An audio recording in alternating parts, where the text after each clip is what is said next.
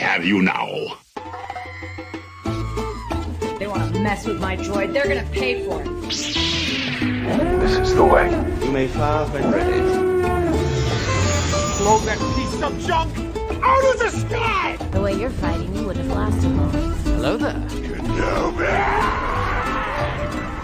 The ability to speak does not make you intelligent.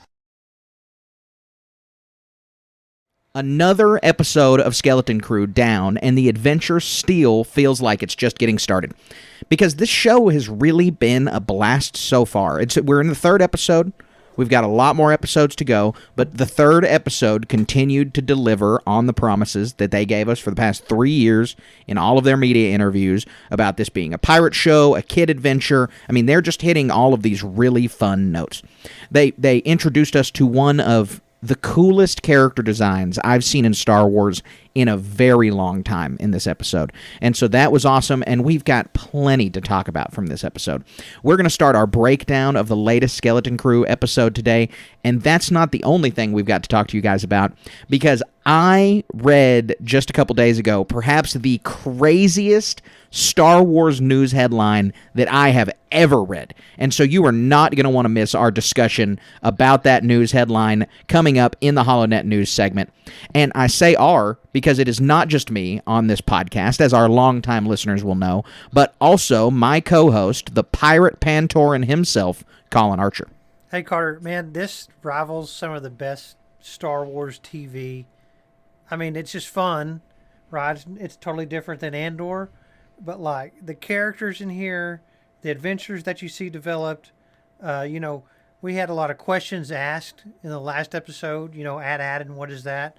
And for the most part, they were answered, but still left a lot of mystery on the table. There's a lot of meat to what's happening in this show, and I can't wait to get into it. Yeah, no, absolutely. I think you said it best that this is some of the best Star Wars TV, but it's totally different than Andor. People who listen to this show are going to know we love Andor because that's drama and intrigue and is making you think and is a lot more like television that we're used to.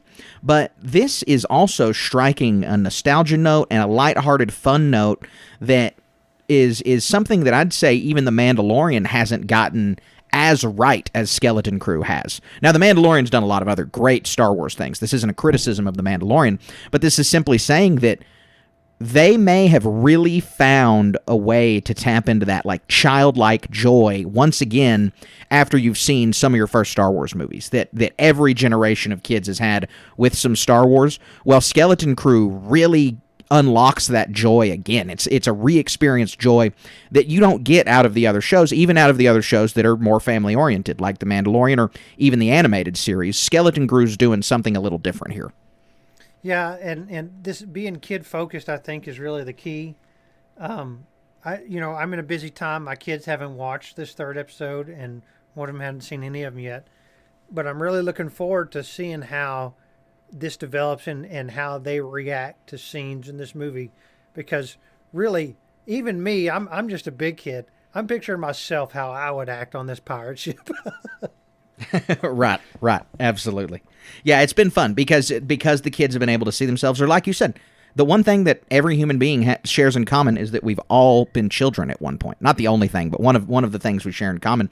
And so everybody can look at this show and say, oh, I remember what it was like to be a kid, and this is how I would act on this pirate ship, or what would I do in this situation? It's been really, really fun so far to get to see that lens. But we've got a lot of show to talk about, so let's hop into talking about this episode. So the title of the episode is Very Interesting, an Astrogation Problem. Very Interesting as an Astrogation Problem, which was, already you could kind of tell this is probably going to be about AT-AT and its location from reading the title.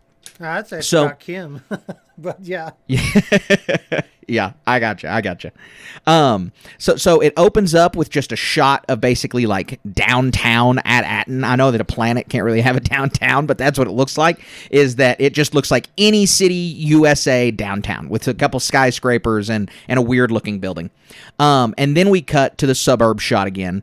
We get to see the houses in a different light. The houses we've already mentioned all look a lot like suburban homes, but they've got enough different about them that makes them unique and feel Star Wars.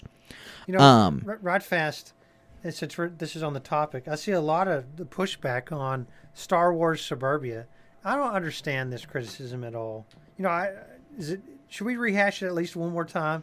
I mean, if you're enjoying this Yeah, we've podcast, talked about it a few times, but it's worth talking about again. you got the Central Spire. That's a Star Wars thing. That's probably a Republic government thing. You've got a city. You got suburbia. This criticism makes no sense. I guess when you invite somebody on, explain who cares about this. I bet those criticisms are just so flimsy. Yeah, well, you're right. It's worth mentioning again because it's odd. Like if you're a listener to this podcast and the Star Wars Suburbia is getting under your skin, you should let us know. Like call in to our voicemail number or send us an email at stationmedia@gmail.com. But send us an email about it because we really would like to know. It doesn't bother me whatsoever. The Star Wars galaxy, as we learn in this episode, is vast enough to where 10,000 systems is 0.1% of the planets in the Star Wars galaxy. So we now have a quantifiable number of around how many planets are in the Star Wars galaxy. And if 10,000 is 0.1% of one, you don't think that one place has got this suburbia thing going on? And really, now that we know more about Ad-Atten, we know about Ad-Atten being stowed away, being hidden away, it would make even more sense for these people to live like a pretty idyllic lifestyle in the Star Wars galaxy. We don't often see people living idyllic lifestyles in the Star Wars galaxy. Most people are poor. Most people live in slums or on slum planets like Tatooine. And then there's very few people that are exceptionally uber wealthy like we see on Canto Bight. But these people are down the middle, or these people are just, upper middle class as far as the Star Wars galaxy is concerned. And their planet is a little paradise, and we now know why. We have a reason for that from this episode. And so the argument not only was flimsy to begin with, but it gets flimsier the longer this show is going on why there wouldn't be some suburbia in Star Wars. Yeah, it's really cool to see how the lore of this planet develops, the meta, if you will. And, this is a very well-to-do society. The kids carried around an insane amount of money is what it's being perceived to be. And gee, what else? I mean, they all live in their own little homes. They all work super hard, for the great work. And then it's not all on the up and up. Their little administrator, they have no idea, it seems like this is some person that's rarely ever seen. It's like somewhat of a Brave New World society almost. Right. Like, I mean, I'm half expecting the supervisor to just be some droid. Like, the supervisor may not even exist. It's just some brain somewhere. In the rest of the galaxy, droids are like an afterthought. Here, they're the authority. So it's kind of strange. I mean, everywhere. Yeah, it is. It is kind of, because we've already seen the way the kids behave to droids. And it's not dissimilar to the way we've seen some characters behave towards droids in Star Wars. I mean, Hera and the Rebels crew, Chopper's a member of the family. It's totally understandable to treat droids with humanity in the Star Wars galaxy. But still, almost in every case for an average person in the Star Wars galaxy, a droid is a tool. A droid is your laptop. A droid is, it's just a thing. And Jod or Silvo or Crimson Jack or whatever we're going to call him this episode feels that same way. He even has a little bit of a disdain for droids, it seems like. But these kids are very ready and willing to trust droids. They're like, droids specifically can be trusted, and droids are, equivalent to people to these kids, is what it seems like. To the point of no man left behind. Exactly. On a level, they had to have been raised by droids, like in a nursery or something like that. It's absolutely. My premise. Well, we see Fern and Wim. They have distant families. We see Neil's family; it's a lot more tight knit. But Fern and Wim very likely could have been raised by droids because Fern's got the one mom, Wim's got the one dad, and they're both workaholics. It seems like. Yep. And so these kids definitely could have an affinity toward droids. But to get back to the episode, we see that shot of suburbia, and then we get inside one of the houses. It's Fern's house. All the parents of the kids are together, and they're talking about what they're going to do. And a security droid comes in and lets the families know that the supervisor sent him and that they're not going to do anything about this. The droid, who has no empathy because it's a droid, comes in and says, we can't do anything. They're out past, your kids took a starship out past the barrier illegally. You know, there's no nuance to the fact that they're children and it was not their ship. But they've broken the law. They're outside the barrier. Supervisor cannot risk contact outside the barrier is what the droid's excuse is. And so there's nothing they're going to do. They're not going to help them. For all intents and purposes to these families, those children are dead. Yeah, and there's some other nuance here in a sense of, can we contact the Republic? You know, and you can, like, these adults think that's possible somehow. You know, the Republic hasn't been in contact with them for many decades, but they know that something is out there, right? They're not just alone in the galaxy. And beyond that, they think it's possible to contact the Republic, but that like this is there's some sort of level of extreme circumstance where like the contact would be required, and what the droids are telling them is like a few lost kids do not meet their criteria. You know, like maybe you can extrapolate from that. Maybe this great work, once it's completed or achieved or whatever the criteria is, we have no idea, that it's like, all right, barrier down, reach out to the Republic, let's get this thing going, whatever that is. Exactly. No, you're absolutely right. And they have no idea. And we don't know anything about the supervisor yet, but does the supervisor know the Republic doesn't exist anymore? Is he just keeping up some AT-AT charade? Or is he... Maybe the great work was finished a long time ago, and it's some, bourgeoisie person sitting on a throne enjoying the riches. There's so many fun speculations with this. Yeah, they've left a lot hanging in the air surrounding AT-AT, and because there's just so much to think about. When depending on when these planets were lost, why didn't Palpatine think about them or go look for them? Or did he, from Kim's line, he would have probably just thought they were also a legend. I mean, he would have no reason to believe that they even existed either, or that was even something he was interested in. And so it's really interesting to see all of the mystery surrounding AT-AT and how little they've given us. It's a lot of fun so far. Right. So fun. So after the droid breaks the news, the parents start freaking out.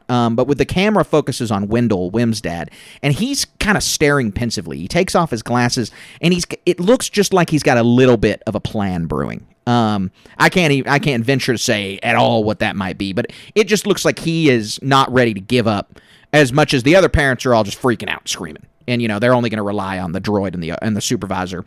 Seems like Wendell may try to take things into his own hands. Yeah, for sure.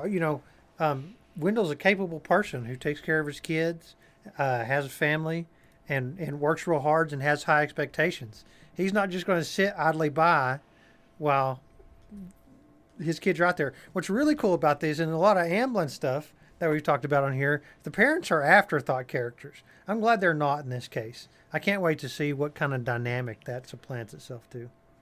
Yeah, well, it's its own plot line, right? Like it's a second plot line. We're following the kids. And we didn't spend a lot of time with the parents, but we spent a small time with them, and we know that there's action being taken on the other side, or at least the parents are trying to do something. So yeah, I agree with you. It's going to be really exciting, and we'll get into this a little bit later in the episode about when they're going to arrive at AT-AT, and if and when they're going to arrive back at AT-AT, and we got a lot of TV show left. And we've got not a lot of reasons that is apparent to me that we're not going to get to AT-AT very soon. You know what I'm saying? Yeah. That there is either a giant chunk of this show that is actually going to take place on the planet, or we're going to get a big out of left field wrench thrown in the plans next episode. For sure. So that's been very interesting. We cut back to the kids where they are escaping with Silvo. This is after the logo flashes on screen, and he uses the Force to distract some guards so everyone can get by. And the kids are escaping from prison because they were doing that at the end of the last episode. The girls do not trust Silvo whatsoever, but the boys are fully bought into him being a Jedi. I would be. And I would be Use the too. Yeah, Force I around totally me would too. be. I'll follow you anywhere. Yeah, exactly. Neil's justification at one point in the episode for why they should trust him, he has magic powers. And I honestly cannot argue with that hard. Dude, Wizard shows up, I'll sign up for the Hobbit slot any day. Yes, exactly. So he then introduces himself as Jod Nawood, second name we have for him now. We have not been given confirmation that he's Silvo, but everybody knows that.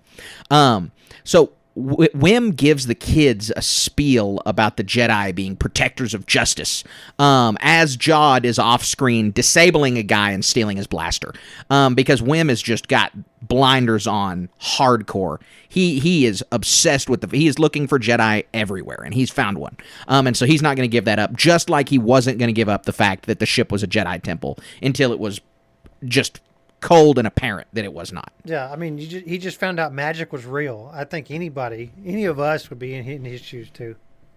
Yes, I agree. So they easily escape by lying low. Jod and the kids walk through the crowd, and they're able to get to the ship.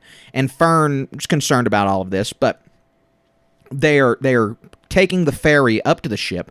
And Jod gets a look at the kid's ship, and he's just appalled by the condition of it, because it is. I mean, it's a junk heap. We don't know how old this thing is, but it's much worse off than the Millennium Falcon ever was. Yes.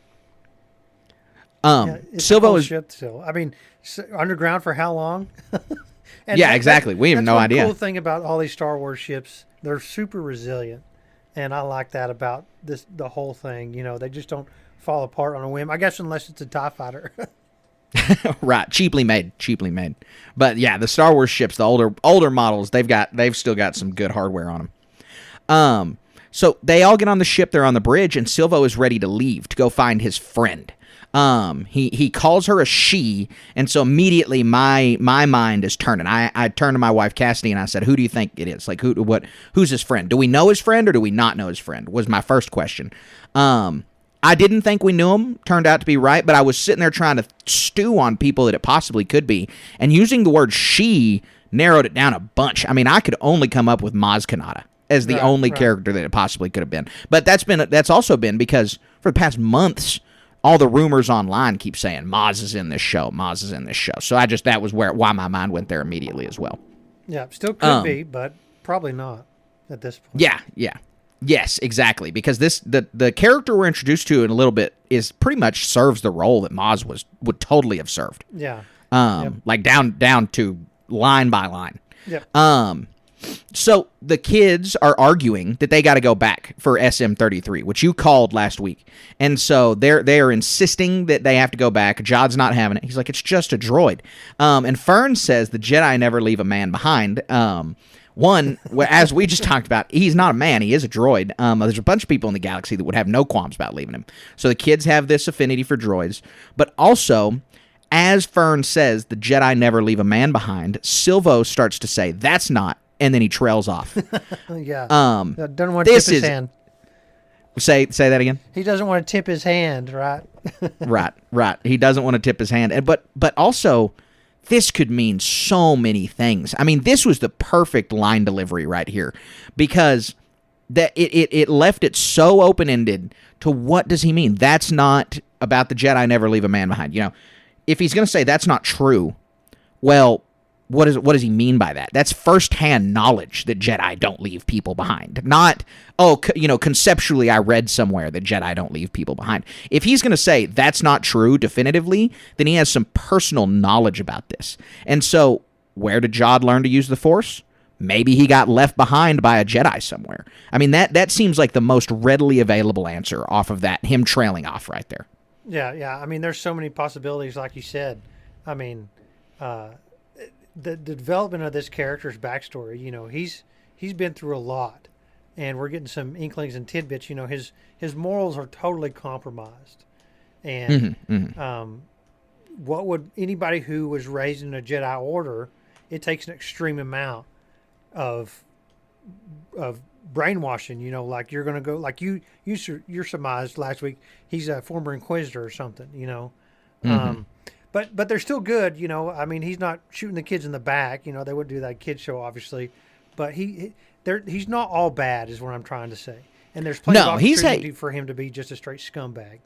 He's had a few opportunities to be just a scumbag, and just not take these kids home or whatever. So I do think he's got some good in him. That's the pretty much a big point of Star Wars. Obviously, is you still got some good in you. And so we're getting that in a new way from Silvo.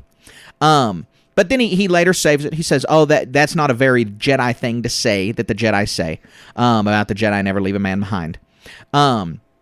And then the kids threaten. They're like, "We're just going to go get SM-33 ourselves," and he can't have that because they're his ticket to the treasure planet. All he's going to have is this junked spaceship and be on the run with a bounty on his head if he doesn't have these kids. If they leave the ship, they stick out like a sore thumb. I'm surprised they even made it anywhere. They're like, what? Yeah. You know, I'd figured they'd get they shows Jawas on screen at one point. I'm like, man, that'd be the ultimate costume to wander around a pirate asteroid is as a Jawa. You could almost do anything. Jawa disguises. That would have been cool. I wish they could have done something like that. So Silvo then he's like, all right, I'm gonna go get SM-33 because obviously he needs the kids. So he leaves, and as soon as he leaves, Fern's like, we gotta leave him. We're leaving right now, and the kids start arguing. But then we cut to panic at the port where they're screaming, Captain Silvo has escaped. So now here's the official confirmation: this guy is Silvo. We see him in the droid workshop reactivating different droids, looking for SM-33, and at one point he reactivates a B-1 droid, who immediately goes, "Did we win?" and then gets shut off again. I laughed so hard at this, man. Yeah, that was dude. awesome. It was So super good. Yeah, the whole scene in here is really good. Waking up the droids, they spent an immense amount of time to make sure that scene looked perfect. And the guy who walks in, talk about him. Yeah, so Jod finds SM-33, turns him on, figures him out, and then he's caught by this Ishi Tib, who is his old crew member. And they are just kind of having a conversation as Silvo slowly walks out of the room. The Ishi Tibs ask him, why did you just get let out of jail? Why would Brutus let you out? Especially right before his trial. So we learned that he was about to have a pirate trial, which totally means he was about to be expelled into space. I guarantee it. Yeah. He was a couple days from being expelled into space. The dialogue here is like the best. Like they had to have consulted with some Pirates of the Caribbean writer here to get that character down perfect. He was so cool. Opportunity for a glub shido if there ever was one. Well, and we have complained numerous times, and especially in Star Wars TV, about lack of aliens. And a lot of times Star Wars shoehorns aliens into being the underworld scumbag villains. Like, humans are either the evilest people, Palpatine and Vader and Count Dooku, or they are the good guys or the most average people in the galaxy. The only time you get to see a majority of aliens on the screen is if they're committing crime. And this is not the same case with the pirate crew. It's definitely more aliens than it is humans. And the pirate thing is just so easy to pull off with an alien character. Like, the line delivery, it doesn't seem corny at all that he's got this pirate accent and talks in all these old-timey words, because it's coming out of the mouth of this beaked lizard creature. Like, it's, you're just like, well, I have no idea what this thing sounds like. So it's totally reasonable that he's going to sound like a cornball pirate. Yep. Good place. But the Tib continues to have conversations with Silvo until he finally is like, we better call the guards. And then the scene cuts to the kids trying to convince each other of Silvo's morality. The Whim is like, well, he's a Jedi. And then Fern's like, he could have been faking it. The best line in this episode is when Whim's, how? And Fern just lists a million reasons that you could make something look like it's floating. And it was just super funny. String, yeah. Yep. Good stuff. As they're arguing, Silvo's running back to the ship with SM-33 on one of those little ferry things that the Muppet was driving from the second episode. And he's being shot at by tons and tons of pirates chasing him. Well, he docks with the ship, gets in, and immediately screams, "Hit the throttle!" And the ship's, the kids don't know how to fly a ship. They know what the throttle is, so they hit it, but they're stuck because the fuel line is still stuck to the fuel ship out there, and they're tethered to like 7 or 8 other massive ships. And so a scene ensues where there's a cannon lining up to shoot them. They've got just a certain amount of time. They're trying all these tricks, and they can't get out. It's the same scene from the Millennium Falcon and the Maw in Solo. I mean, it's just, the ship can't do it, the ship can't do it, the ship can't do it. And then finally they are like, oh, we'll go to hyperspace. And they launch to hyperspace, which, of course, it's very dangerous. But in this case, it's going to work. They launch to hyperspace, and we get one of my favorite shots in the episode, maybe in the show so far. the ship makes it away, and the fuel line snaps and ricochets back and is just destroying stuff, knocking into ships, destroying the port, throwing people out into space. And, I liked that because it was super practical. This is a giant metal chain. That is exactly what's going to happen when it snaps like that. Yeah, the whole scene, the ships crashing each other, it's going to be a cool mechanism to make the pirates really hunt these kids down. We're going to have another big space battle at the end of this, I think. I know I'm jumping the gun in our always in motion stuff, but the very well crafted scene here with the ships crashing each other and how they got away, all that, very cool. Yep, I agree with you. So after the ship escapes, we get a shot of Brutus, and he's obviously really mad as he sees them escape, and he takes his frustration out on Steve Urkel, because Jaleel White's character, whom I don't know his name, I don't think we've been given a name, so I'm going to keep calling him Urkel until we get his actual name. And so Urkel walks up and is like, "You want me to find him?" And Brutus hits him and tells him to put a bounty on their head. And I just, with the interviews, I anticipated Jaleel White's character being a little bigger than he has been so far. I'm surprised that he's gotten one line and it was just abuse from this random guy in a costume. Yeah. He's capable of a lot more. That's crazy that they haven't used him more. Maybe he's got his opportunity later on. That's what I'm saying, and maybe he does. But yeah, I just expected Jaleel, because they rolled him out a few times, and we're like, Jaleel White is in this show, promoting it with him, and so it's like, they'll probably give him a little, at least moderately sized part, and so far that has not been the case.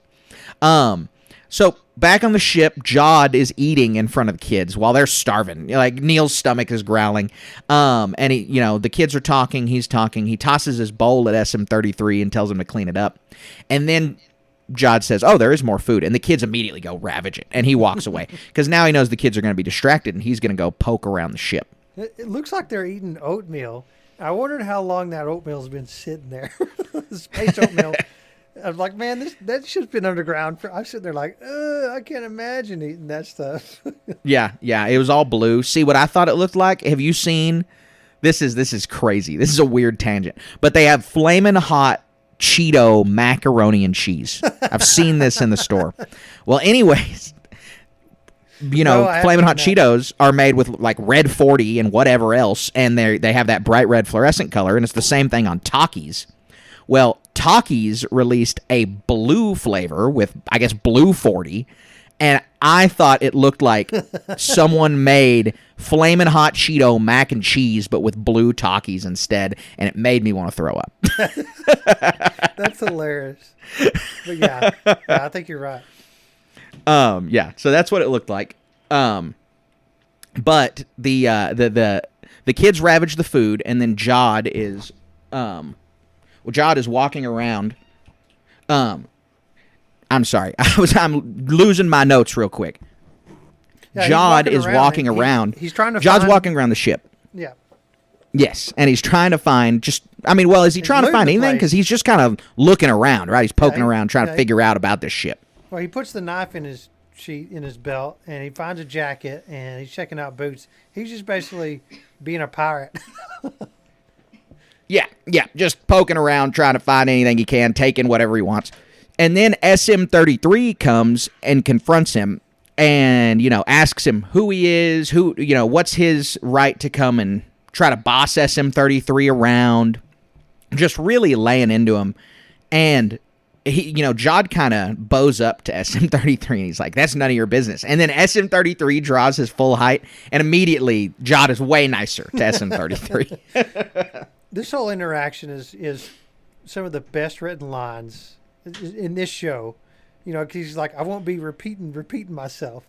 It's got like these little double entendre jokes and just lots of little things going on here. That's just so good writing on this thing that we didn't see that in Acolyte anywhere that I recall. So it's super refreshing to see just this little bitty one little scene in here between a droid and Jod here that's just so funny. Yeah, I totally agree, because they are having a lot of fun with SM-33 and all his lines. Like when they power him up just a little bit before this scene and he repeats himself, he goes, "I don't remember no At-Atten. I just laughed again. Like, this is just so funny. I don't know. Getting the pirate qualities on this big K2SO looking droid was a really, really brilliant idea. And at the end of this, he pops around the corner, and it's just like, I. Yeah, I have. So I want to talk about that scene because I have conflicted about this scene. This may be, and it's a really good thing. This is like my low point in the episode, is that scene. And so that means that this episode was great because it's very difficult to claim that that's a low point. However, what you're talking about is at the end of the scene where Silvo asks SM-33, do you really think they're from At-Atten? SM-33 answers him, they're definitely from somewhere. And then he leaves. So the first thing I have to say is, what a ridiculous answer. That doesn't mean anything. Droids don't inflect on their sentences, so there's not even any way for someone to tell what that means. They're definitely from somewhere. Everybody is from somewhere. The writing right here frustrated me really bad. Because I get that it's meant to be vague and mysterious, but that doesn't work with a droid that is a logic engine. Now, I understand that droids in Star Wars develop personality, but they are still logic engines, and they make those decisions that are not... They don't say things that just don't mean anything, almost ever. I can't recall that happening with a droid from Star Wars, where they're not specific. So that bothered me a little bit. But I cannot deny that it was exceptionally funny when he walks back in and says "I" again. I laughed, but again, that is weird behavior for anybody. It's purely comedic behavior. Like, that's only meant for comedy. And then a droid does it, which makes it even weirder. And so there was just a little bit. It's very funny. I appreciate the scene, but it took me out of it a little bit also. I think it took me out of the Star Wars a bit right there. I'll push back a slight bit and say L337 had a lot of similar idiosyncrasies. She was a little bit more dramatic, but, or she, I guess, droid, whatever. I don't know. It was portrayed as a she to me. But still, that droid was very emotional. And you could say this droid is very protective of his captain, too. So that's definitely a fun discussion to have at some point, for sure.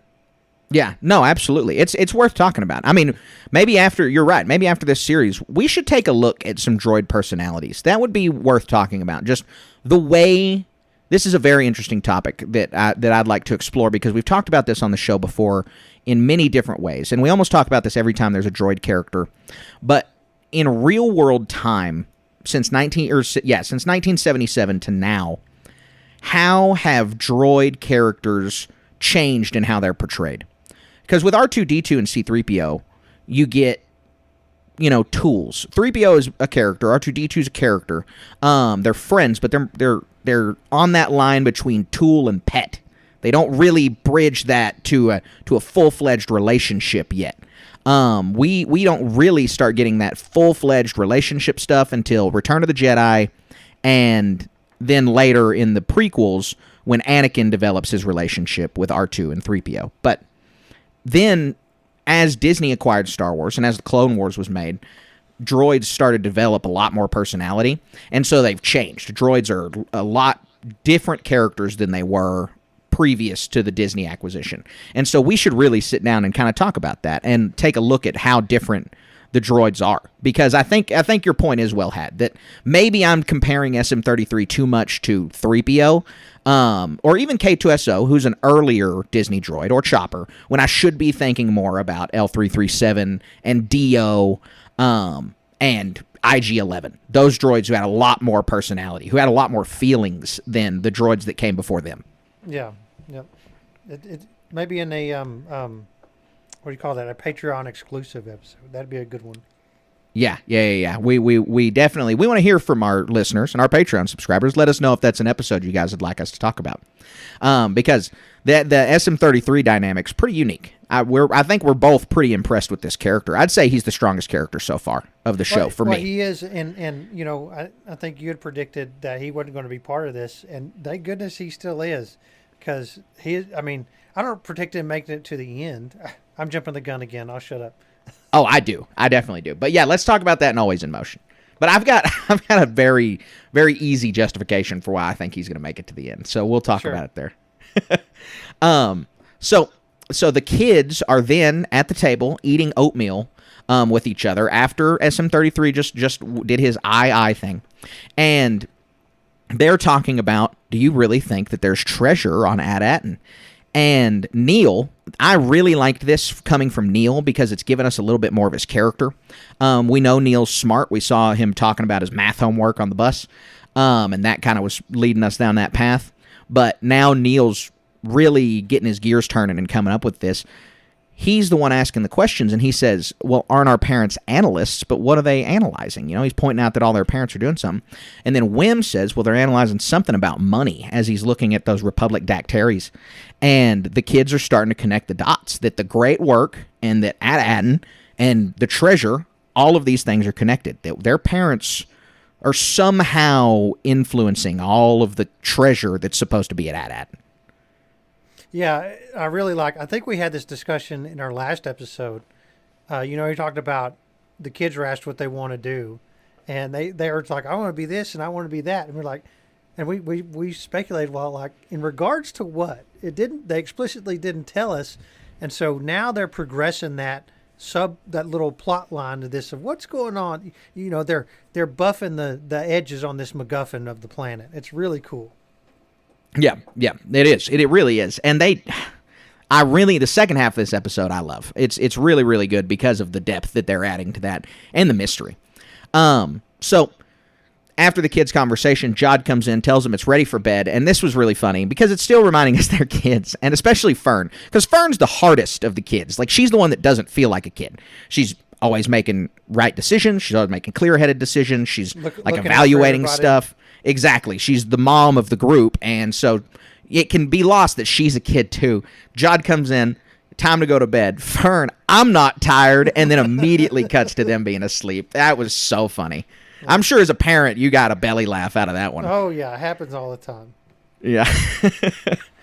So Jod is watching the kids sleep for a moment, and then KB is awake. She's just staring at him in the corner. She's wearing her visor. She's thinking she's fooling him, but she's not. And then they have a conversation where Silvo, you don't trust me.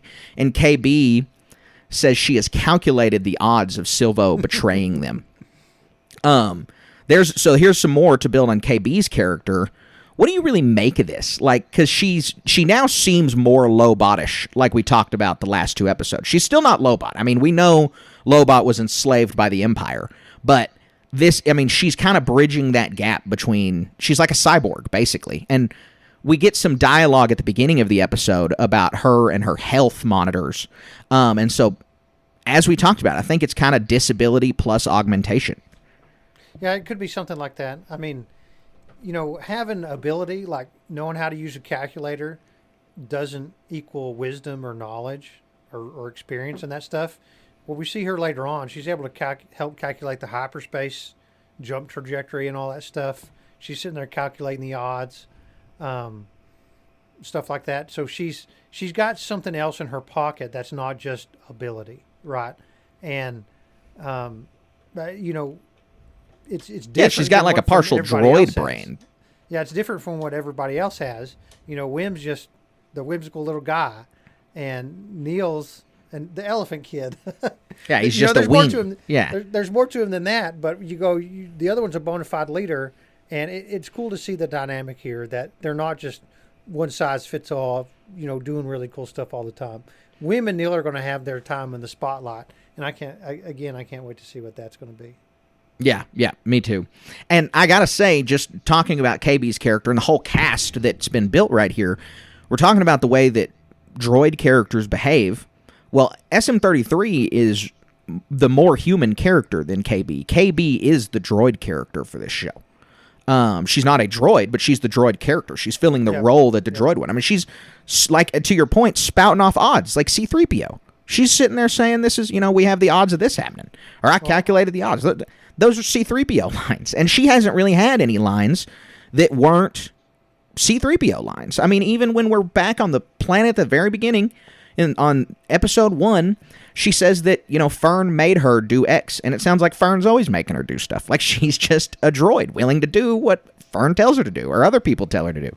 Yep. And so KB is really filling that droid role. Yep, it's interesting So for sure. it absolutely is. So that Silvo's watching them. They have the conversation about betrayal, and then Silvo gives advice to KB, and he says that not everything can be calculated. So here's our little foreshadowing. Silvo's not a bad guy, guys. Like, this is just delivering lines like that. Well, at some point, he's going to come back and save the kids. It's going to be on the brink. We think he's betrayed them, and then, he comes back. So we can totally expect that. The other thing about this scene, the hyperspace glow, do you think that would drive you insane trying to sleep with that? Because that was crazy to me that he turns the light off and there's just this terrible blue hyperspace glow in the background. So I actually thought a lot about this when the scene was actually happening, and I'm glad you said something because you resurfaced that memory, and I should have put it in my notes, but I didn't. So, Jod walks in and he looks at what's her name sleeping there, and then he's looking at Fern and KB. Fern and KB, and then he looks over at William and Neil. I mean, and they're in hammocks. Fern is on a mattress and KB's in a bunk, and at that point you have the glow for the hyperspace glow in the background. And I'm just like, man, I wish I could be there. I really do. And so my point is that no matter what your business on a starship is, this also a lot comes from the Star Trek stuff too, about wanting to be on one of those starships where you feel the hum of the engine as it's generating that power, and you can see the stars advancing outside like they do in Star Wars. They do the hyperspace, but in Star Trek it's the stars going by like snow or something like that, right? So to be in that element, I'm standing in Wim's shoes as this is happening. That not really. My life is with my children and stuff. But if I had the opportunity to sit there, if the Falcon landed outside my house and Han Solo stepped off, it's like, hey, you ready to go for adventure? I'd be like, dude, as long as I can come back in a little while, I can kiss my wife goodbye. Let's go on this thing, right? That would be such an opportunity of a lifetime, and I would very quickly adapt to anything for what I got in return from going on this adventure. Yeah, no, I totally get it. I mean, look, on the surface level, I was talking about the hyperspace glow was going to bother my sleep patterns like a TV on. You took it in a way better direction, a way deeper direction, because it's totally true. I mean, we are getting a slice of life of Star Wars right here that we honestly have not gotten a whole lot of, and that is people who live on a starship. We have gotten that, as far as I can count, only twice, and it's bits in the Solo movie where we're in Lando's closet and we're, seeing the bunks and them enjoying that. And also the time we've actually sincerely gotten it is Rebels, where we see obviously the family lives on the Ghost.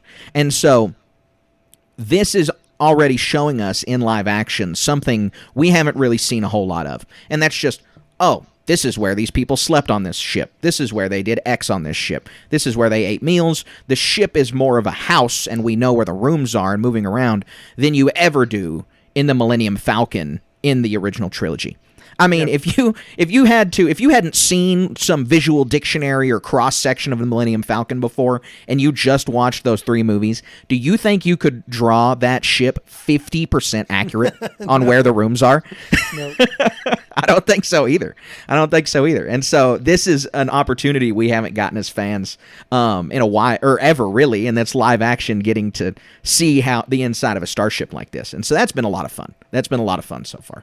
Yeah, it's like a space RV almost. Yes, yeah, it is. It is. So they arrive on the moon of Jod's friend, and there is a stupendous soundtrack right here. It's a theremin in the background.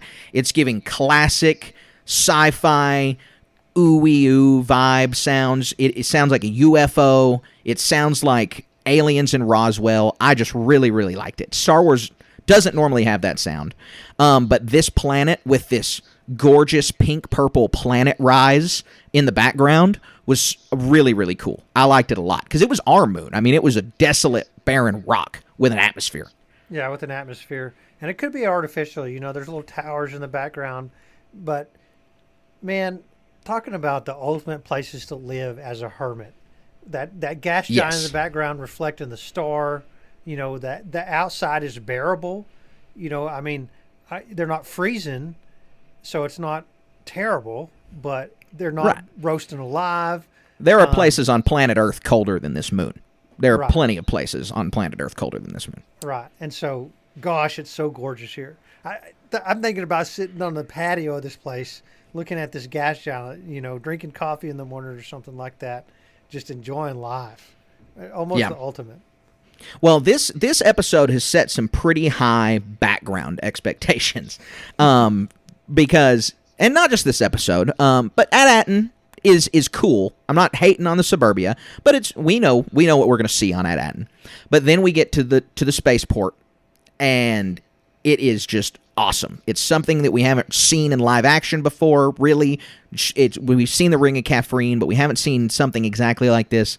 And then we're getting this planet, and we're getting that hyperspace shot in the background. And so the backdrops so far have been awesome, and they're setting a really high bar, and I hope it continues for the rest of the show. Yeah. So the kids disembark from the ship with Jod, and they're walking on the cold, desolate moon. And Fern deduces that they're trying to hide the ship. That Silvo is not wanting the person he's going to approach to know that he just landed.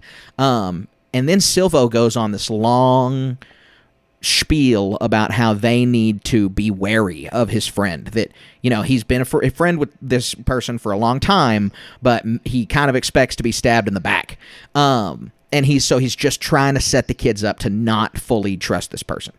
It is super shady. I mean, this guy, we know as an audience, but these are kids, and you got to think about yourself as a kid. They have no idea he's shady, but he seems so shady the whole time. That line right there, just immediately, well, maybe we can't trust this person, is really shady. Yeah, it's setting up something. I mean, I think we can kind of tell. You know, it's a small interlude, but even the little hand, we see the character's hand, and it looks reptilian almost, and which is a good parlay into what the character actually is. But it's looked menacing. I think was they're trying to get this thing. It totally did. You know who I thought of immediately, and then I dispelled it quickly. But my first gut reaction was Sid from Bad Batch. Oh yeah, that'd be a little Trandoshan. Yep, exactly. I thought Trandoshan too. Sid didn't click with me, but you're right. And so then that was the only other, when he says her, I was like, oh man, but I got to think that for a second, because then we get the name. But we see it during that scene with the dial. You're right, because it's immediately supposed to be menacing.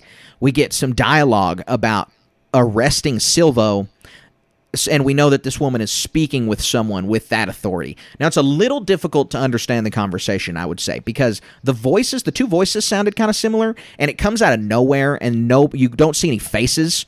And so it was I had to I did rewatch it. I didn't understand the conversation, though, until the end of the episode. And then I was like, oh, now I understand what all of that was about.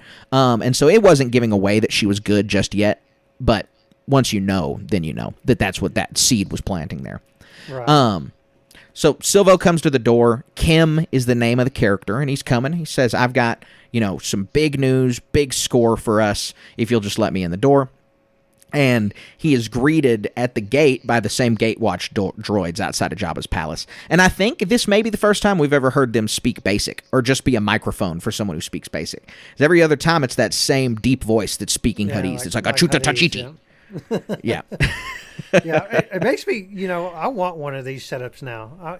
I want something, if somebody comes to my door at home, I want this eyeball on an armature to pop out and be like, what are you doing? Yeah. It's just a Ring doorbell with a little extension. That's all you need is you just got to wire some way to remote control your Ring doorbell. Yep. Somebody will make one of these days. Yeah, definitely. I mean, it can be hard. I'm kind of surprised a fan hasn't made it yet, especially the fans who have, the rooms, the Star Wars rooms and everything. It would seem that you'd be able to wire something like that up. Yeah, for sure.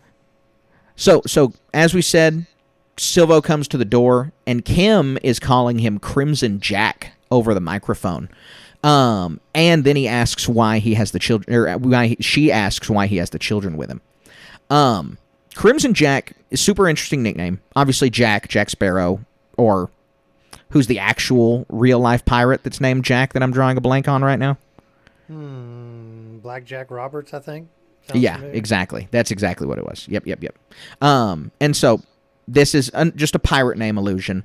But the Crimson part's really interesting because there's a character that already exists in Star Wars called the Crimson Corsair. And obviously Corsair is just a name for pirate. And he's a sequel character, but only in books. And it's a book about finding the lost treasure of Count Dooku. And it's about this pirate character who dresses in red and goes and finds the lost treasure of Count Dooku that we see in the Bad Batch. And so it kind of, I don't know if these two things are related or not. It seems like a stretch and a reach because this is just one random little short story. But I don't know. I mean, I think that they keep that kind of stuff together enough that Crimson Jack could reference that. Yeah, could be. But we get Crimson Jack. I'm gonna call him Crimson Jack now because he's just got so many names. We have no idea as fans what this guy's name is, for what his name really is. And I don't know if anybody who knows him in the show knows what his real name is. Yeah, I mean, and all we can, we could be deceived. He could be an unreliable narrator. We don't know what his real name actually is. Yep. I mean, Yep, he's exactly. obviously got multiple personas depending on who he's talking to. Pirate captain over here, information trader over there, and taking advantage of some kids. Yeah, Jedi. And I guess since we're talking about this deceptiveness, and maybe we could roll it into Always in Motion, are his force abilities real?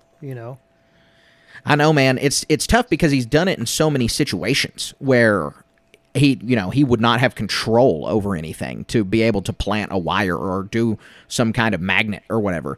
And so I'm very curious on what the deal is with this with these force abilities. And I think that's what we're supposed to be doing because he just isn't behaving like any force user we've ever met. He's not behaving like a Sith. He's not behaving like a Jedi. He's just behaving like a pirate who has the force. Yep, sure. So yeah, it's interesting. It's very interesting. So they go inside to this observatory, and Fern hears Kim say something about 1,000 different worlds, and then questions that there are that many worlds, which is super funny. These kids' minds are just being blown right here.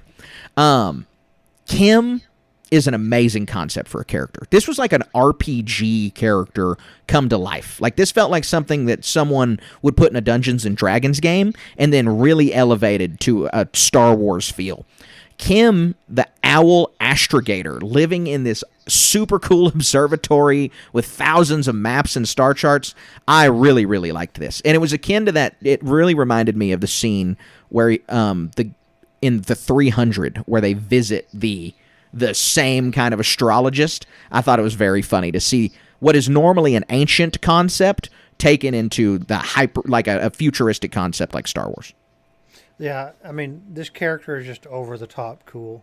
I mean, I expect to see action figures and plushie dolls and who knows what else. But also in the video game aspects of this, she, like you just said, or the tabletop, we need to put her in our Star Wars RPG or somebody akin to this character.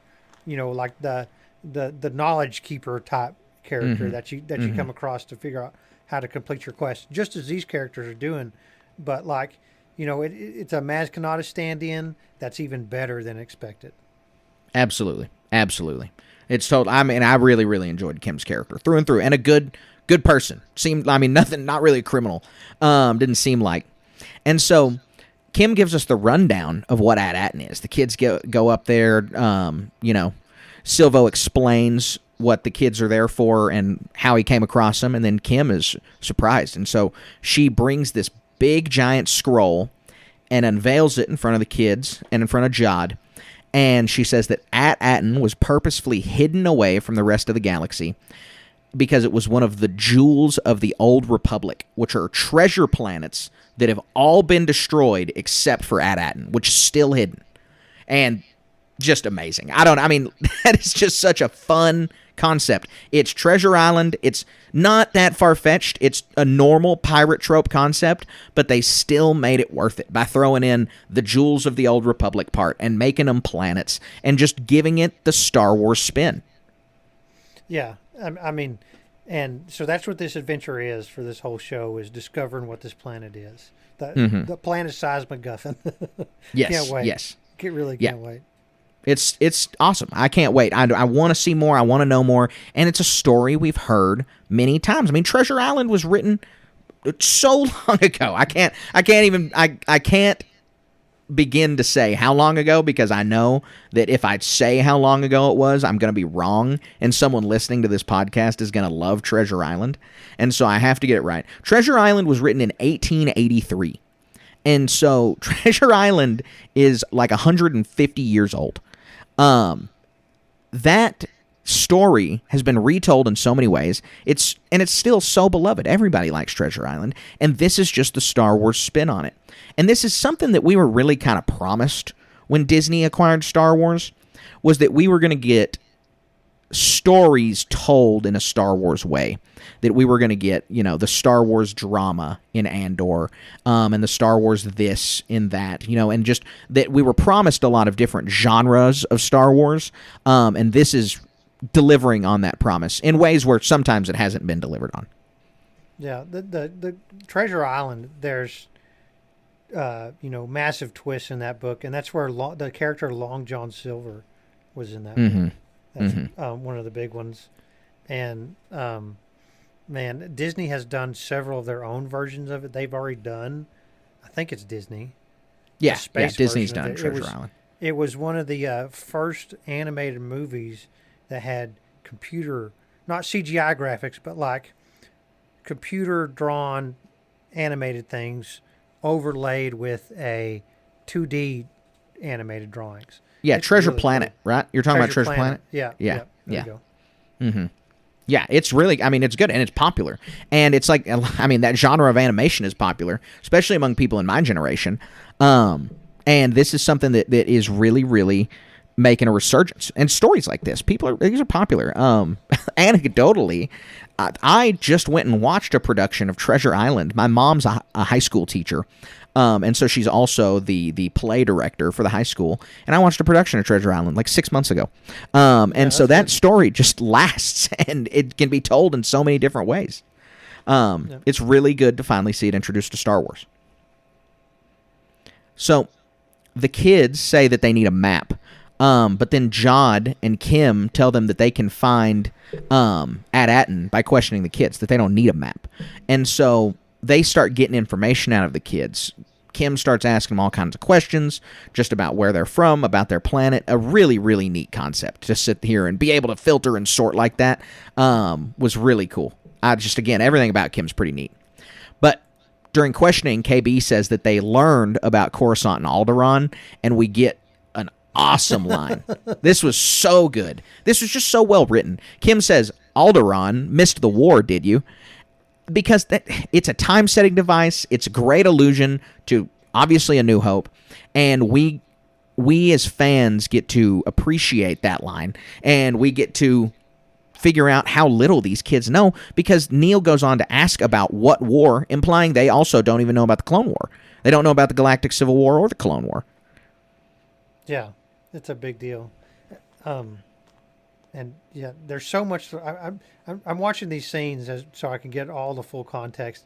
And another thing is, why was this planet hidden away? Where the other one's being destroyed. I can't wait to talk about this too. But yeah, how everything about how this develops, how she's pulling the information out of the kids, the symbols on the kids' pack, and then what progresses next is real fun too. Yeah, it is. Because Fern does not think this is going to work. So this is where we learn that they've narrowed it down to 10,000 planets, which is already 99.9% eliminated, which is super good. And Fern doesn't think this is going to work, which is kind of dumb. I was like, what do you mean? This is already really impressive that they were able to narrow it down that much. And so Fern starts stomping away, and then Kim notices the symbol on her backpack, and she gets super excited, grabs it, and her exact words are, "I've never seen something written in Palmerish numerals in Proto-Republic artifacts." And so Palmerish is some new language, but this little piece on the back of Fern's backpack is giving them enough information to find At-Aten. Super cool. It was a great little scene right there. Exactly. Yeah. And oh man, just seeing how they operated this character. Is it a puppet? Is it a total CGI? I don't know. I don't know. Yeah, I want to know because there's a lot of practical effects in this show. We've already seen that. They just released a behind-the-scenes little feature that showed a lot of the practical effects, and so it is really interesting. Like what is her face animatronic? Really, is kind of what it seems like to me. It seems like maybe they used the same technology they used on the Grogu puppet, but for her face. Right. So they have enough information for AT-ATN, but Kim realizes in her excitement that she kind of gave that away. She gave away the game to Silvo. She got too excited, and now he knows, oh, we found AT-ATN. Because he's wise. I mean, the dude's been around, and so he knows that she's stalling. He deduces that immediately. Because then the New Republic immediately chimes in over the radio that they're on the way. Totally giving up the game. Totally giving up the game to Jack. And so Jack grabs the astrogation charts for AT-ATN, and then he destroys the console. And so now the kids don't even have a choice. They've got to go with this guy because he's got the map. There's not going to be another one. And so the KB has this little dialogue with Kim where she tells her to find the truth from Jack, and then Kim offers to help the kids anytime. And so I am hoping against hope that Kim's back this season. I really want to see her again. Yeah, me too. We had the speculation back when they put Zeb in. They're like, well, they put a lot of effort to put that character in there. Sure, they were going to see him again, and we haven't seen him since. This one, I want to say the exact same thing. We're going to see this character again. I mean, because, you put out on the wire that there's a gang of kids looking for AT-ATN. I mean, because a whole gang of pirates know. The Republic knows now after this coming up scene. Kim knows. And she's all about catalog and all this and that. And she's going to show up again for sure. Yeah. Again, jumping the gun on Hopefully. I'm hoping. So the kids go out, or KB goes outside, and X-Wings are strafing with spotlights, trying to find them. And so everyone's running back to the ship. But as soon as they get to the ship, the kids hold Jack outside the ship. They are not going to let him in. They're standing at the door, and then they get that with the threat of SM-33, because at some point these are all still just kids. Right. But they are demanding that Jack tell them the truth. And so it takes a little bit. It takes KB calling the Republic to come find him. But finally, Jack breaks down and he says that he is like them. He's alone and afraid. And then he admits to not being a Jedi, which came a lot earlier than I anticipated. I thought that was going to be something he was selling the kids for a few more episodes. Yeah. Right preceding this, they're running to the ship. And they all go down the little hill, and Neil trips and rolls down it.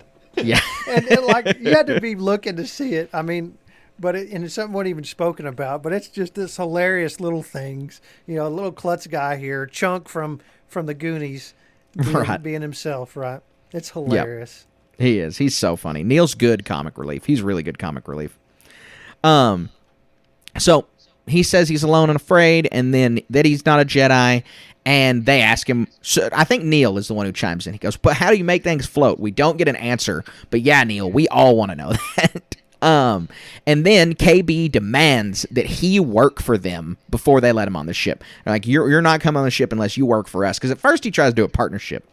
So they all load onto the ship, and then there's a chase. The X-Wings are coming. They're chasing the ship. And Neil's given the keys. He's driving. KB is doing the navigation. She's trying to find the hyperspace route. And then Fern and Wim are putting the turrets, and they're shooting at the X-Wings. And so it's classic Star Wars chase scene, and these kids are living it up. Even Fern is smiling, super excited. They're shooting at the cops, though. These are the rightful police of the galaxy. These kids are legitimate pirates now. These kids are actual pirates. Yeah. I love the group of little scenes. I think in real life the kids would have just rolled over to an adult doing anything, but I love how screwed on these kids' heads are. They're not. I mean, you don't even have Wim or Neil be like, "Hey, we need to go. We need to listen to what he says." It's they figure out that he's not a Jedi, but I mean that's not totally true either. He just said, "Well, I never said that."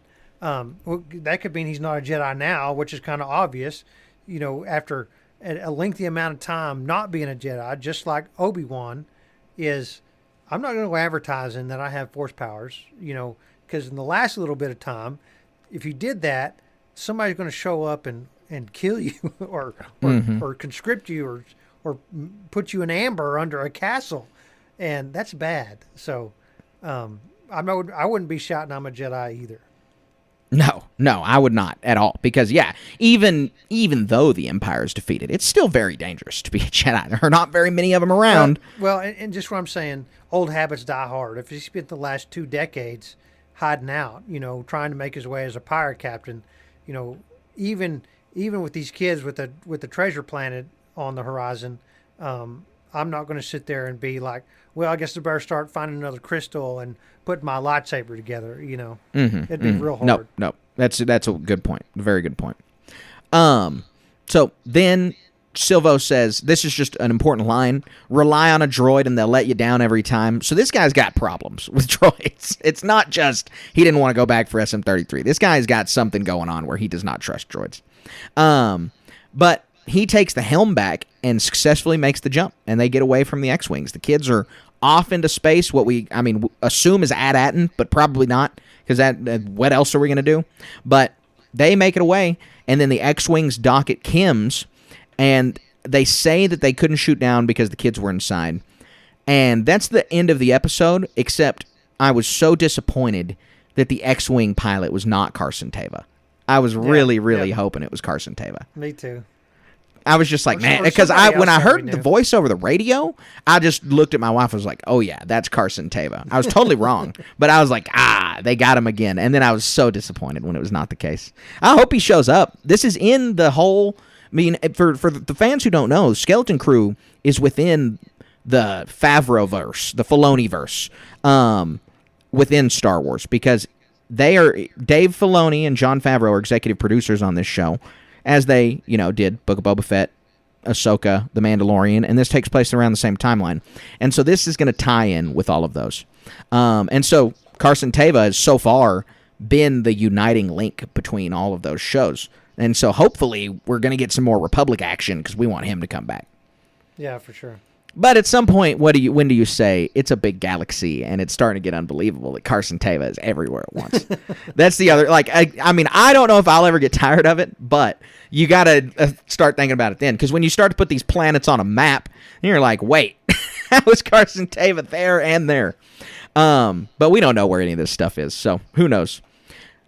But that wraps up the episode. I had a great time. I had a great time talking about the episode. I had a great time watching the episode because it's just such a fun Star Wars romp, man. It's just they have done a really good job so far with this show and making it feel like Star Wars. For sure.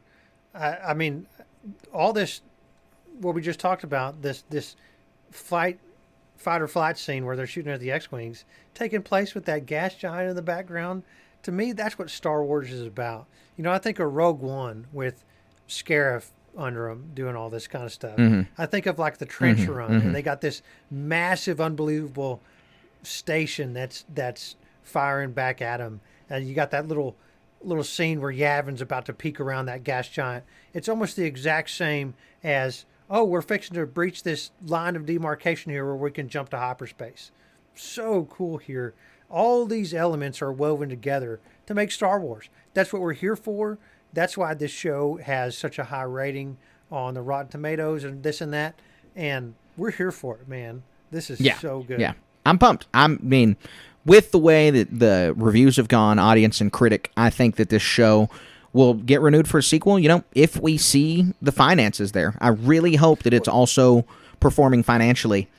I mentioned this last week. I have to mention it again, is I haven't heard about it from anybody. I've recommended it to like 4 people, and I know for a fact I don't think any of them have watched it. And so that's super disappointing. I hope that that the goodwill with Star Wars has not been killed enough to where this is just going to start to be a trend. I haven't heard enough about this show to be hopeful that it's got this like revival quality, or that people are appreciating how good it is yet. Yeah.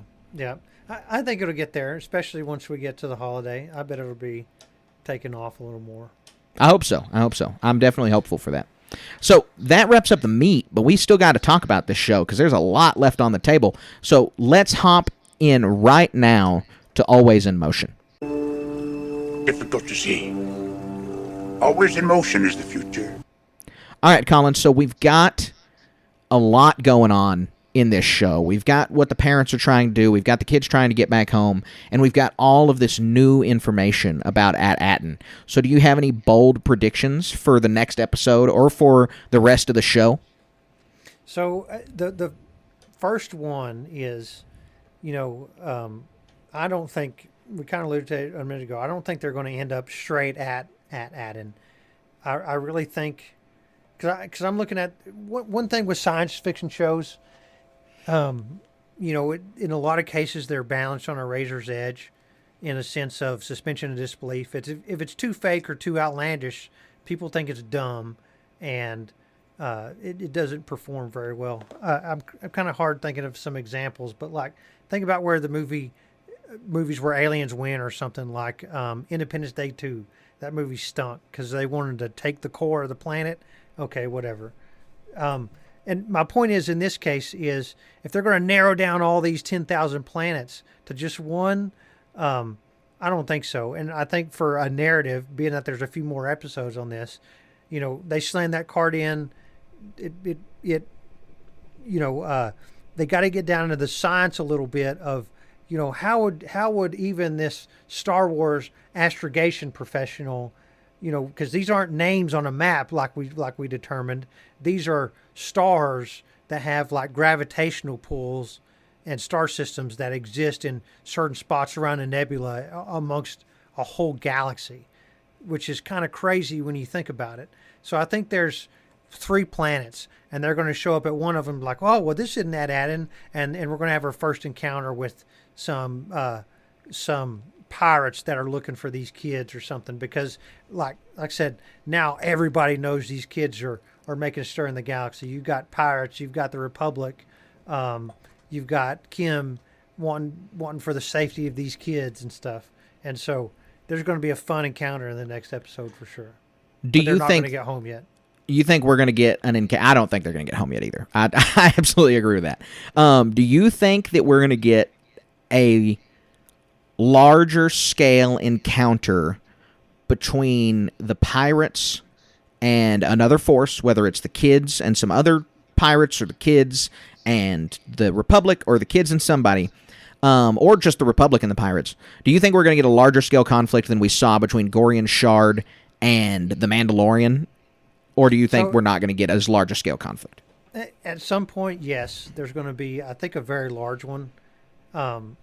Give me a. Can you think of a size like Battle of Scarif? Smaller, right? Smaller than Battle of Scarif. Smaller than Battle of Scarif. I mean, Battle of Naboo. Space Battle of Naboo. Yeah, something like that. I mean, Okay. it's going to be whatever ships that we saw at the pirate base, Port Borgo. Every one of those ships that we saw, because that was the setup, right? They pull the fuel line, all these ships slam together, the tether goes back, and now the pirates are, they already don't like Silvo, but now these kids have caused a lot of damage, and for somebody as insecure, pretentious as a pirate, they're going to want to go seek revenge, and so we're going to see all of those ships hunting these kids down.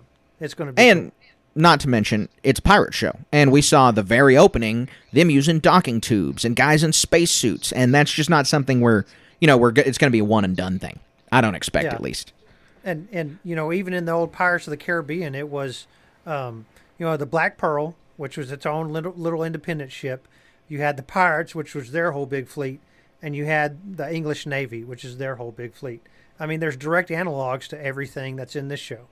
With being the Pirates, the Republic, and our own little Black Pearl here.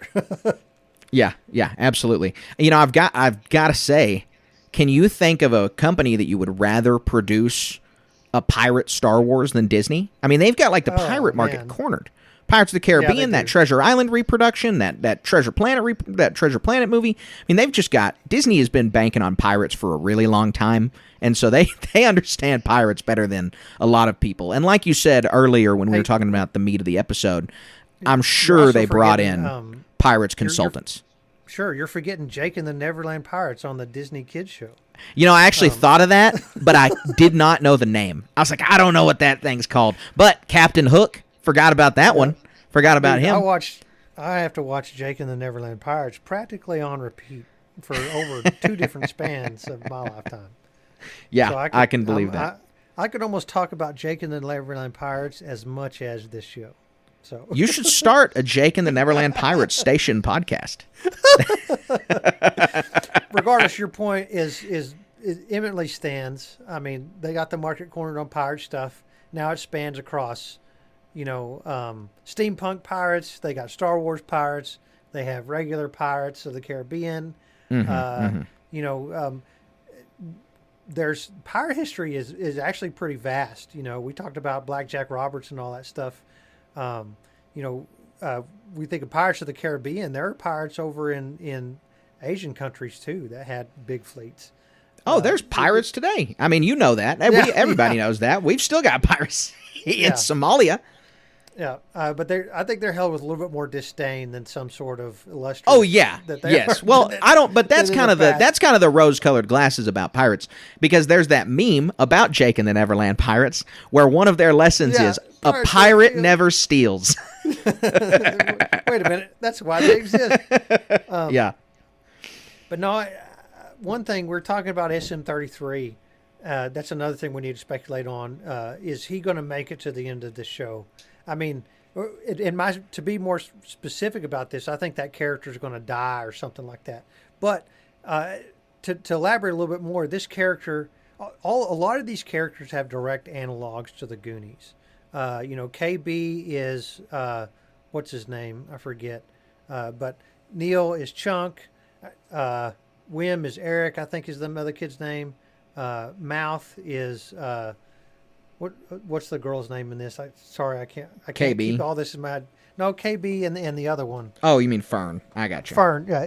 Fern is Mouth, and so SM33 is Sloth, the big deformed character who's a protector of the kids and is kind of silly at the same time. And so the Sloth makes it to the very end and hangs out with Chunk at the end, becomes part of his family, because he hangs out with the Fratellis. They're the bad guy. They're the bad guy pirates in the Goonies for the most part. Right. So I bet we could rewatch that movie and we could really surmise what the next plot point is going to be in this TV show. Yeah, probably so. I'd say that SM33 is going to make it to the end because he is in the center of the poster. Is why I think that. There you go. There you go. And that was actually in our conversation earlier. It was like a light bulb over my head. I was like, I don't know why I ever thought SM33 was going to die in the first place when he's the center of the poster, and so he has to. There's no way that he's going to be only in 2 episodes, and so I think he'll make it to the end for that reason. Now, does he survive the last episode? I can't say. I'm not sure, but I bet he makes it to the last episode.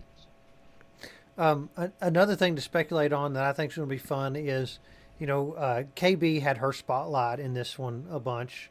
Fern had her spotlight maybe in the previous episode. The other kids have yet to have their spotlight. Maybe in the very first episode, right, was the Wim and Neil episodes, but they're kind of buffooning around, and Neil's kind of buffooning around in this one a little bit. Wim came more in at the end, shooting the cannons, right? But we got this hero's journey yet to develop a lot of plot points on, and Wim really has to come into his own, and there's going to have to be a trial for him to overcome, and it's going to be super fun to see how that thing develops. Yeah, it absolutely is. I think you're totally right. I'm excited to see the rest of the journey. I am not sure where it's going to go. I'm liking the fact that it's a classic story so far, and that it's a story we're familiar with, and so I'm pumped. I'm pumped to get into the rest of it. So that wraps up our Always in Motion segment, and now it's time to talk about the news segment that we mentioned at the beginning. We're going to head right on into our HoloNet news. You made the HoloNet. So, Colin, we've got a few news stories, and I'm going to give you the option. Do you want to talk about the crazy one first or the crazy one last? Let's do the crazy one last. Let's build up to it. All right, we're going to build up to it with the least crazy news. That is that Diego Luna has been confirmed for Star Wars Celebration Japan. Super cool. We're not going to Celebration Japan, so not as cool. But I'm very happy for the fans who are going to be there that they're going to be with Diego Luna. No surprise that Diego Luna is going to be at Celebration Japan, though. Andor comes out next year. Yeah, I mean, I wish we could go. That'd be awesome, wouldn't it? Yes, yeah. I'm too busy. I don't have the money, and Yeah, exactly. I think we'd have to start our Responsibilities. passports now to be able to get them in time or something like that. Mm-hmm. And it's just not cheap. The flights are not cheap. Where we stay is not cheap, and really we'd have too much fun and probably get in trouble. So we need some buffer Right. cash for there. Right. Yeah, so, when it's back in the States, which is certainly where it's going to be in 2026, we'll be there. We'll totally be there. But Cross in your Japan, we fingers won't for be. Texas. Yes, yeah, cross your fingers for Texas. So, next news story. This one's pretty interesting. So, right after the third episode premiered, Jude Law, he gave a little bit of an interview to EW about his character, about Jod Nana Wood, or they released the interview after that. And he's alluding to his relationship with the Force. And it's really interesting because he's kind of alluding to the fact that he is Force sensitive. I mean, from what I get out of the interview, I don't know if that's what you're reading, but from the way I'm reading it, it seems like he's alluding to the fact that he's got a relationship with the Force. Now, what that relationship is, we don't really know, but there is an existing relationship. Yeah. I'm trying to figure out what kind of analog this character would be in anything, that's like a low-hanging fruit. And I'm having a hard time discovering who this guy would be based on, because it sounds to me like he's going to have his own hero's journey in this thing too. And reading what he's said in here, to me, I'm on the fence still. It doesn't sound like he was a forlorn Jedi, somebody who maybe even just left the order. I mean, because it's entirely plausible that he's self-taught, because he's not doing. I mean, you made the point in our first episode about this TV show. He's surrounded by people. If Anakin Skywalker were in this situation, he'd do some really cool force punch on the ground and knock everybody off that run off or something like that. And it wouldn't be it'd be a trivial thing for a full power Jedi to be able to even knock down a whole group of people, as we see Darth Vader do in the comic books, right? So this guy, I mean, and that's what's the fun about this TV show. He's either amateurish, meaning that it's undeveloped and even still untold possibilities there, or he's concealing his power, which, we're both pretty good Dragon Ball Z fans. There's a lot of reason to conceal your power in certain circumstances. Yeah, absolutely. No, you're right. From this EW article later, just a little bit in the interview, the next paragraph, he says something about how Jod is someone who's had his childhood snatched away from him, and so that took me down this rabbit hole of he's like Star-Lord from Guardians of the Galaxy. I mean, he's this kid, got picked up by pirates, made to be a pirate, and he either had another pirate that was perhaps formerly a Force user or was a Force user that instructed him, or, like you said, self-taught. Or they could be framing it as the Jedi stole his childhood away from him. We don't really have any idea, but that lack of a childhood really means he had some kind of trauma that either stunted his Force use or made him learn Force use or something like that. Just down that kind of rabbit hole, that pathway.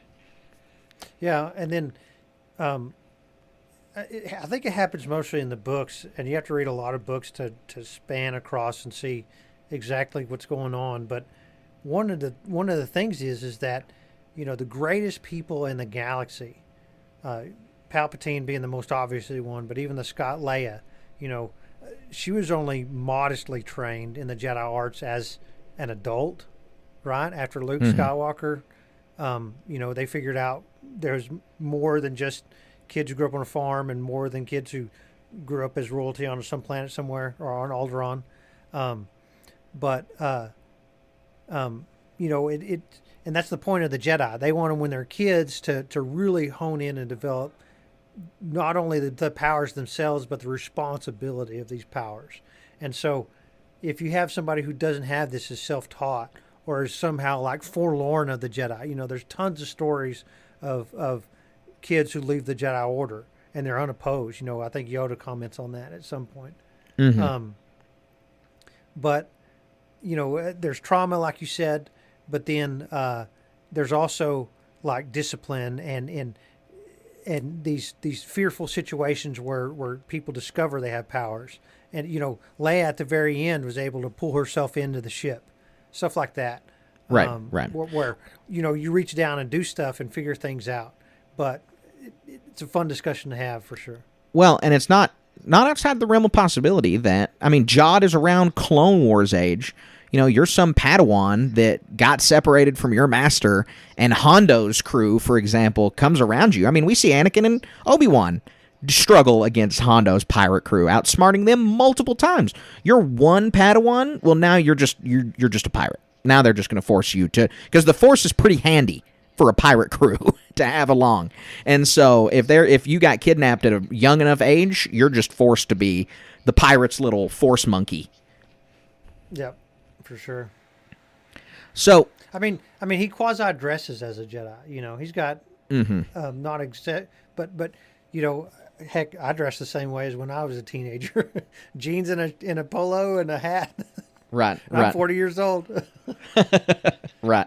Yeah, it's hard to shake how you dress. So the last news story we have to talk about, I'm glad we saved it for last because it's crazy. I did not expect to ever read this headline. The news that broke is that Jeremy Allen White, that's the actor from The Bear, the main character in The Bear, Jamie in The Bear. And Shameless. And he's in Shameless, yeah. He is going to voice a Star Wars character in The Mandalorian and Grogu, which is super cool. Voicing is super interesting because Jeremy Allen White is a young, attractive actor. He's not a voice actor. We've seen him in Shameless and The Bear. He's clearly an on-screen actor. So you'd think they'd cast Jeremy Allen White as some guy, some underworld guy, some badass in Star Wars or whatever. But no, Jeremy Allen White is going to be voicing a character, and he's voicing a character that we've seen before. He is going to be voicing Rhoda the Hutt, which is, I was blown away when I read this headline, man. Jeremy Allen White as Rhoda the Hutt? What is that even going to sound like? Yeah, what is he going to do? The concept is kind of crazy. It's hard to fathom, really. Well, I'll tell you what happened. I know what happened. Rhoda did not want to live the crime life, and so he ran away from home and went and opened a restaurant. And now he is serving up Coruscant beef sandwiches somewhere, and we're going to get Slice of Life Star Wars Diner, Rhoda the Hutt's the chef. That would be a great series. We could get that rolling immediately. Some Hutt chef, because with their size, they've got to know quality food. So that's got to be what it is. But yeah, that's hilarious. Yeah. But really, I'm pumped to get Rhoda the Hutt back because he is a one and done. For fans who are unaware of who Rhoda the Hutt is, which would not be crazy because you only had to miss one single thing that ever came out, he was in the Clone Wars movie, which was an animated movie that premiered in theaters in 2007 that was 4 episodes from the Clone Wars TV show smashed together in one arc. And so we got a baby Hutt, that Jabba the Hutt's son, and he was kidnapped in that arc. And the Separatists kidnap him, and the Jedi deliver him, and there's all this intrigue. And Rhoda the Hutt was seen there and never mentioned again, no word about it. And that movie came out 12 years ago. And so it is time for us to get Rhoda the Hutt back. It is time for us to get Rhoda the Hutt back on screen. That's hilarious. Yeah, I agree. That'd be fun. Yep. I'm excited. I'm ready to see it. I want to know what it's going to be like. So I'm happy for the character's return. But that was the big news. We're going to wrap the HoloNet news segment up with today. And so we've got one more segment left, and we're going to head right into it, and that is the Star Wars moment of the week. We would be honored if you would join us. All right, Colin, what is your Star Wars moment of the week? So mine isn't expressly Star Wars, but it's akin, like we usually do on our podcast. Indiana Jones and the Great Circle came out, and I've been playing it on PC. And man, are you in for a treat with this? I'm game. so excited. It is so fun. It is so fun. I don't want to talk about it that much because we're going to review it on this channel, and Carter has yet to play it. So, that's all I'll really say. I mean, you get to play as Indiana Jones, and everything that you think playing as Indiana Jones would be, you get to do. I mean, it's a 9 on my scale. There might be some mechanics, game issues, but I'm on PC, and I'm kind of an optimistic on this thing, and maybe it didn't translate to PC that well. Because it pops up, it's like, this game is best played with controller. I'm like, no, I'm not doing that. So, yeah, I'm still playing through it, and I don't even count it as a downside. I'm having so much fun. The game gives me motion sickness, and it just forces me to play it in spurts and enjoy it more. But Yeah, gosh, yeah. I know. I'm it's so disappointed cool. that you're having the motion sickness, but I'm happy to hear it's so good. And you're not the only person to text me about this game and tell me that it's great. And so I'm pumped. I haven't gotten the opportunity to do it yet. We're moving right now, and so I just haven't been able to sit down and play video games in a little while. But like you said, we're going to be reviewing it here on the show just like normal. We'll get to use our Indiana Jones theme for the 3rd time. I'm super excited about that, and I'll can't wait to play it. I actually had a Indiana Jones moment of the week as well, though, this week, and so that's what I'll share. My buddy Devin, who I'm sure I've mentioned on this podcast before, collects retro video games, and so his retro video game collection always inspires me to, when I'm back in my hometown, kind of dig through my stuff and see what I can find. And so I found my old Nintendo DS, and I found an Indiana Jones video game on the Nintendo DS that was one I didn't even remember playing as a kid. I was like, what is this game? I was obsessed with Indy as a kid, and so I definitely would have had it if it came out. But I was like, what in the world is this? Well, it was called Indiana Jones and the Staff of Kings, and I fired it up, and I would immediately, as soon as I saw the graphics on screen, it was like transported back in time. I immediately knew what it was, and it was awesome. It was super fun. I played it for like 10 minutes, but it was great because it was a whip cracking, running around, shooting the revolver, punching people game. I mean, you were just Indy on an adventure. It was great. It was really, really neat. I'm sure it was probably not great. I'm sure that the reviews were pretty bad, as games like that tend to be. But you would have fooled me because I loved it as a kid. Yeah. Well, this one, I mean, yeah, I really don't want to say anything. Good. I'm excited to play it. I'm pumped to play it. Yeah, it had a 6.7 on Metacritic, or a 67 on Metacritic. Oh, that old game, yeah. The I old haven't one. looked at The any old of one. this stuff. Yeah. No, I don't know what the circle one, the golden circle does. Yeah, video games, they're so controversial sometimes, and you could stretch some stuff, but really, if you're an Indiana Jones fan, whatever. You're gonna enjoy it. Yeah. Yep, I gotcha. Well, that wraps up the podcast today. We really appreciate you guys coming along and listening with us. We appreciate your listenership. We appreciate you guys being longtime fans of the Star Wars station and listening to our podcast. We love talking about it. Skeleton Crew has been a blast so far, and we're pumped to get to continue to talk about this show and continue to talk about Star Wars with you guys. Yeah, we're having such a great time.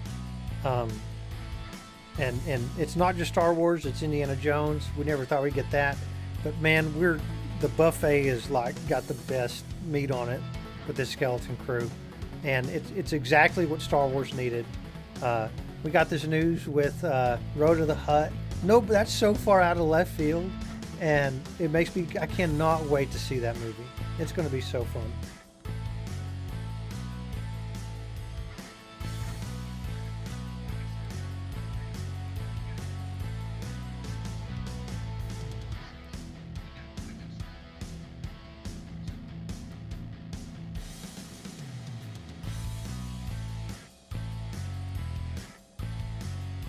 It stopped. It just cut off. Like you stopped talking to me. You said so, and then it